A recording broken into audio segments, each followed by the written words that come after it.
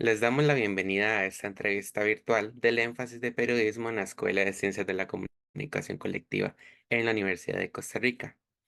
Somos Amanda Morera e Isaac Jiménez, estudiantes del curso de Introducción a Periodismo 2024. Hoy conversaremos con Daniel Murillo, periodista deportivo de ESPN, radicado actualmente en Argentina. Con su autorización, esta actividad está siendo grabada para eventualmente ser compartida en plataformas estudiantiles. Correcto, como mencionó mi compañero Isaac, hoy conversaremos sobre el estado actual, los retos y tendencias del periodismo deportivo, tanto a nivel nacional como a nivel global, y junto a sus impactos de la inteligencia artificial. Daniel Murillo nació en 1992 y se graduó como periodista en el 2013. Él ha trabajado en NC11 y dentro de la misma corporación trabajó en Noticias Repretel, Deportes Repretel y Deportes Monumental. También estuvo en Conexión Fútbol, 120 minutos y en Diario Extra. En el 2022, él realizó un programa con ESPN en aras de Costa Rica en el Mundial de Qatar y desde febrero de este año es presentador de la cadena televisiva en ESPN en Buenos Aires, Argentina. Bueno, primeramente, Daniel, nos gustaría conocer desde su perspectiva cómo describe el estado actual de la industria del periodismo deportivo en Costa Rica y con respecto del que hacen en ESPN, que usted ahora puede darnos más detalles acerca de esa información. ¿Es similar? ¿Está a muchos años luz de diferencia y qué valoran cada uno? Bueno, yo creo que años luz no está, pero sí hay muchos retos que tiene todavía el periodismo en Costa Rica, sobre todo con la diversificación de las temáticas. Me parece que tenemos que entender que el periodismo deportivo en este caso ha evolucionado a la acción, al dinamismo, a un poco más la intensidad en pantalla. ¿A qué me refiero con esto? De que al final los protagonistas como son los televidentes que están observando los noticieros deportivos, deben de tener mucha fluidez en la escena. Y yo creo que en este caso la empresa los maneja muy bien en ese sentido. En Costa Rica todavía tenemos que avanzar hacia eso. ¿Cómo lo hacemos? Tratando de entender que el mensaje que tenemos en nuestras ediciones debe ser con imágenes frescas, de buena calidad, ojalá contenidos de valor agregado, con historias, también con muchísima acción deportiva de los diferentes ámbitos que hay, no circunscribirnos solo al tema de fútbol como tal. Yo sé que en Costa Rica pues son fanáticos totales sobre el fútbol y eso acapara casi que el 99.9% de las ediciones editoriales, pero me parece que deberíamos de migrar también a darle una oportunidad a otras industrias deportivas que también puedan tener lugar en los noticieros. Creo que estamos bien en recursos, estamos bien inclusive en tecnología, pero nos falta desde la parte editorial saber cómo se hace la presentación de los noticieros. ¿En qué sentido? No de quién se levanta a dar la noticia, sino cómo producimos para poder impactar a la mayor cantidad de televidentes. Daniel, como bueno, usted mencionaba, bueno, Argentina y Costa Rica, ¿verdad? Son países que son muy aficionados del fútbol, pero ¿qué diferencias puede encontrar usted en estos dos países en cuestión del periodismo deportivo? Porque sabemos que Argentina, bueno, es un país que ha sido campeón mundial, que tal vez como toda esta vibra y este nacionalismo, ¿verdad? Del deporte es muy grande y cómo, ¿qué diferencias cree usted que existe como principales entre el periodismo deportivo en Costa Rica y en Argentina, que es un país muy complicado, muy diferente más bien? Bueno, me parece que en Argentina lo que me he topado es que obviamente hay un fanatismo, un nivel de fanatismo muy alto. Es decir, acá hay una proliferación exagerada de futbolistas y desde ese punto entonces el deporte del fútbol consume gran parte de la agenda noticiosa de todos los espacios, por lo menos de las señales que se sacan acá en Argentina. Nosotros pues salimos obviamente para nuestra región, pero lo que he observado acá es que sí se le da mucho énfasis al análisis y al debate. Es decir, hay una parte informativa pequeña y lo demás es análisis, debate, contrastar opiniones, poder poner estadísticas, apoyarse de la data, los infográficos. Es decir, intentan nutrir la pantalla con muchísimas caras que den análisis, no solo que comiencen a explicar lo que sienten que pasó, lo que creen que va a pasar, el análisis de un partido, sino que entienden como que al televidente hay que darle un valor agregado ya no solo de darte la información, sino también tratar de explicártela, desmenuzártela, donde al final puedes estar o no de acuerdo con el periodista o la periodista que esté dando la opinión, pero que se concentran mucho en eso. Me parece que en Costa Rica no lo hacemos, no hay tanto espacio y ustedes dirán, bueno, pero ¿cómo? Si en las radios hay miles de programas deportivos, si usted trabajaba en uno, sí, pero no son tan abundantes como lo son acá. O sea, acá creo que el fútbol pasa y atraviesa la cultura argentina de una manera impresionante, donde ellos consumen día, noche, tarde, siempre algún tipo de contenido futbolístico y yo creo que eso marca una gran diferencia en Costa Rica, donde otras temáticas, incluso fuera del deporte, abarcan también su espacio en los medios. Listo, Daniel, gracias. Ok, perfecto. Y creo que continuando con eso que mencionabas del montón de tipos, ¿verdad?, de medios que hay que tocan el tema deportivo. Bueno, ahorita en la actualidad, la realidad es que tenemos muchísima gente creadora de contenido, como por ejemplo puede ser Ibai o miles de sitios web y cuentas de redes sociales que ofrecen también contenido deportivo. Entonces, era más o menos ver como cuáles son esas diferencias entre esos sitios, ¿verdad?, y un periodista profesional que ofrece también ese contenido deportivo y como qué consejo le darías a las audiencias como para diferenciarlos. Eso es un temazo, ¿verdad? Yo no, a ver, voy a tratar de resumirlo como yo lo pienso porque me parece que lo hemos venido estudiando, bueno, a nivel profesional y también en la industria. Y hay que saber discernir entre el contenido que te está llegando y la persona está siendo bombardeada por todo tipo de plataformas, por todo tipo de personas. Yo con esta computadora me activo la cámara y comienzo a transmitir y comienzo a decir lo que a mí se me ocurra sobre mi análisis deportivo o de lo que quiera del fútbol y puedo destruir muchísimo, así como también construir. Yo creo que hay que tratar de ganarle al tema de credibilidad. Me parece que sigue siendo el valor fundamental. Por ejemplo, nosotros, hablo obviamente de la industria que estoy ahorita, sobre la cobija que estamos, creo que te da mucha de esa credibilidad para poder creer, valga la redundancia, en lo que se está difundiendo del mensaje.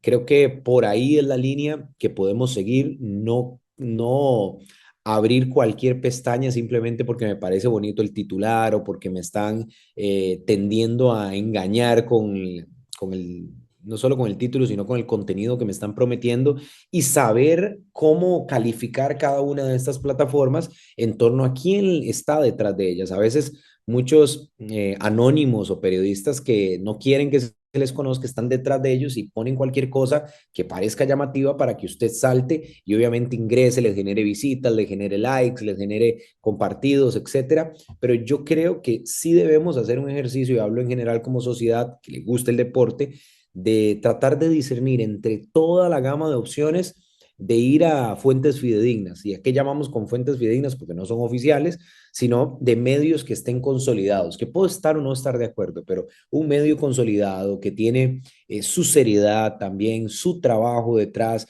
que puede, todo el background que puedan haber hecho a lo largo de los años, me puede dar fe de que lo que estoy recibiendo, puedo estar o no estar de acuerdo, pero por lo menos va a ser algo real, acercado, con respeto.